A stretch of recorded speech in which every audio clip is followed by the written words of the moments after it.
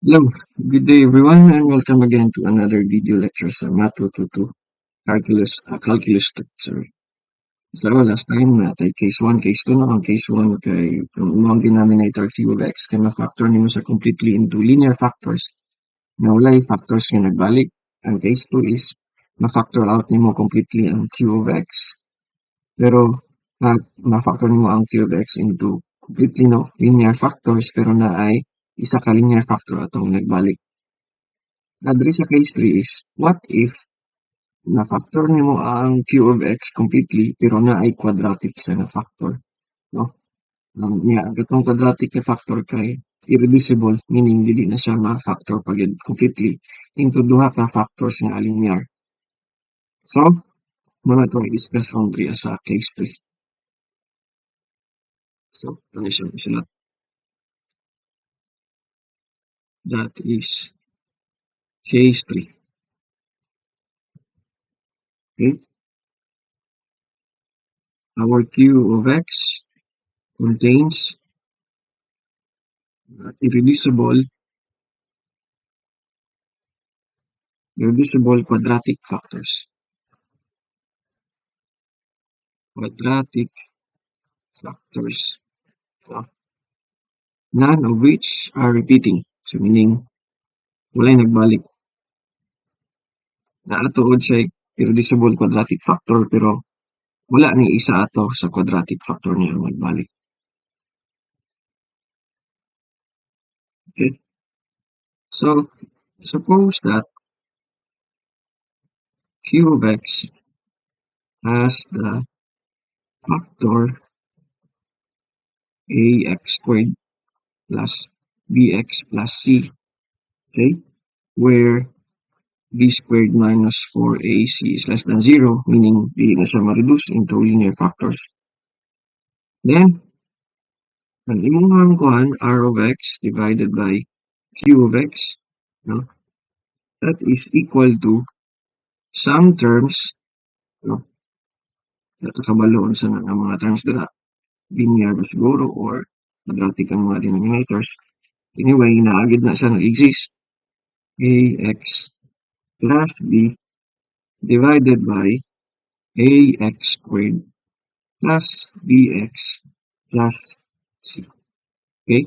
Where a and b are to be determined real numbers.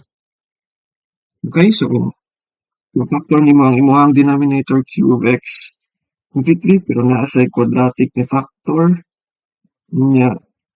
Ang datong quadratic factor kay irreducible, wala siya nagbalik. Then, sure ka nga ang dagway sa r of x divided by q of x kay some term, no, some term plus, note na to, diri ang case, basta quadratic na gani ang factor, no, ang denominator kay quadratic, ang numerator ana kay ax plus b na ang forma. So, naanay x dira. Okay? So, notice na ninyo na kay ax plus b divided by ax squared plus bx plus c. Okay. So, saan na siya paggamit? Example ta. Say, ang imuhang f of x is equal to x all over x minus 2 times x squared plus 1. Okay? Sa last na to nga video, in fact, sa pinakauna na to nga video, nakita na to nga ang x squared plus 1 is irreducible. In fact, ang kuha na ang determinant na is negative 4, which is less than 0. Okay? Unya, ang atoang f of x, ang numerator ana niya, ang degree is 1, while ang degree ana sa ubos, pag imo nang i-gamitag foil, may mo nag 3, no? So that one is already a proper fraction. Okay? Unya, nakanindot ana itong example diri is naka-factor out na siya. So, di na kayo tanago. Okay. Then from case 3, no, according sa case 3, ang dagway daw sa imuhang f of x ani, no, which is equal to x all over x minus 2 times x squared plus 1. This is equal to, sa resulti dito some term niya Pag ang denominator na kay quadratic, ang forma sa ibabaw kay ax plus b. Okay? So, ax plus b. Pero unahon na to gamit ang a para diri sa linear na to nga denominator x minus 2. So, that is now equal to a all over x minus 2 plus bx plus c divided by x squared plus 1. Okay? Same gyapon sa case 1 ug case 2, mag-LCD ta. So, mahimo ni siya og x minus 2 times x squared plus 1 while kaning ibabaw ang a na siya ay factor ni x squared plus 1 while ang bx plus c na siya itapad nga x minus 2. Okay? And then, we simplify. Okay? Simplify mo na siya. Buhaton mo ang product. Okay, sige, ito na lang. Buhaton na siya. So, na kay ax squared plus a plus nakadre bx times x, that is bx squared. Right? Dahil na kay minus 2bx. Dahil na kay plus cx. Dahil ito ang constant nga 2c minus 2c.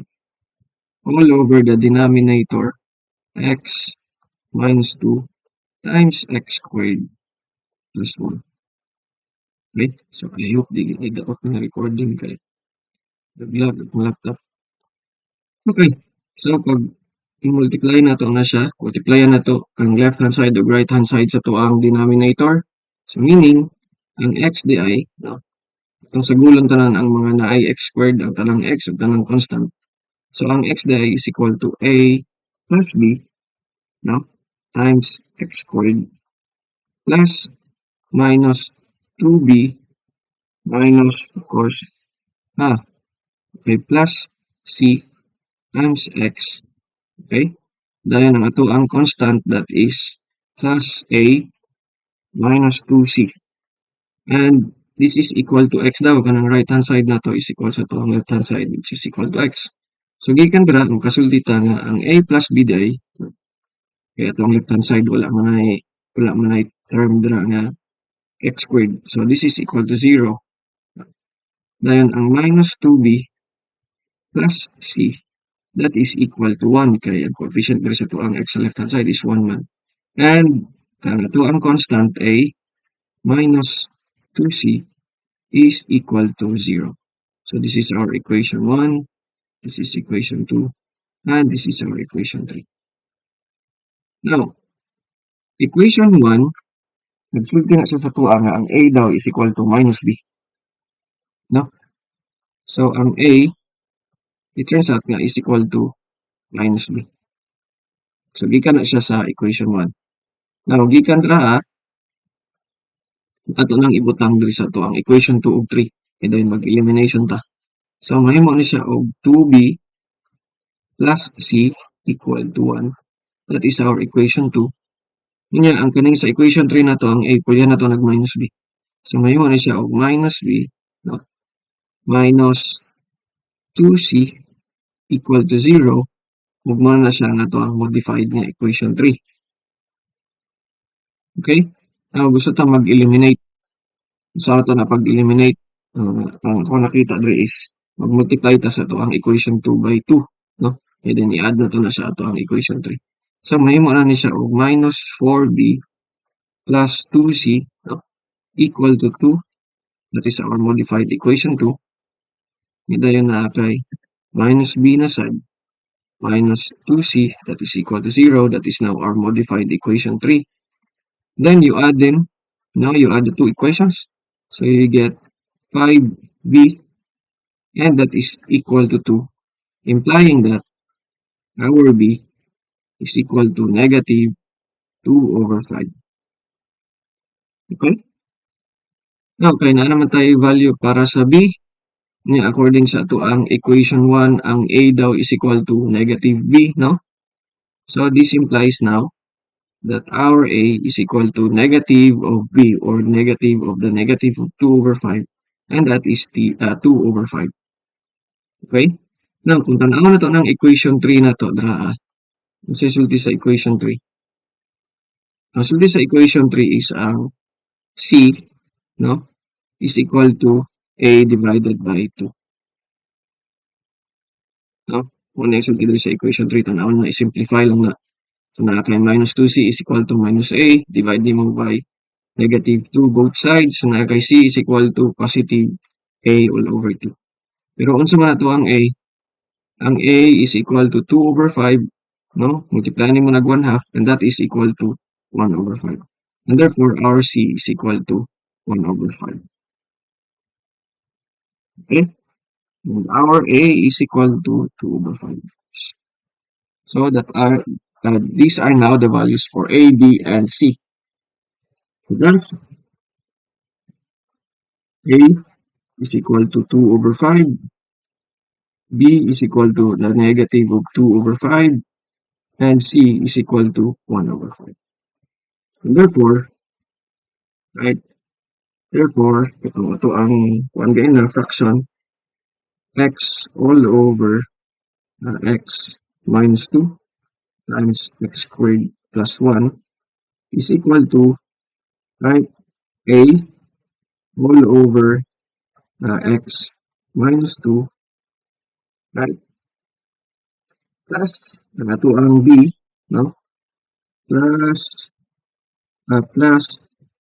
bx plus c divided by sa to ang quadratic factor niya x squared plus 1. But according sa to ang calculation, ang ato ang a kay 2 over 5, so ngayon ni siya 2 over 5 times 1 all over x minus 2 niya ang ato ang b, no? Ato ang b is negative 2 over 5 pero maka-factor out mo kag 1 over 5 na. So factor out na natin na diretso.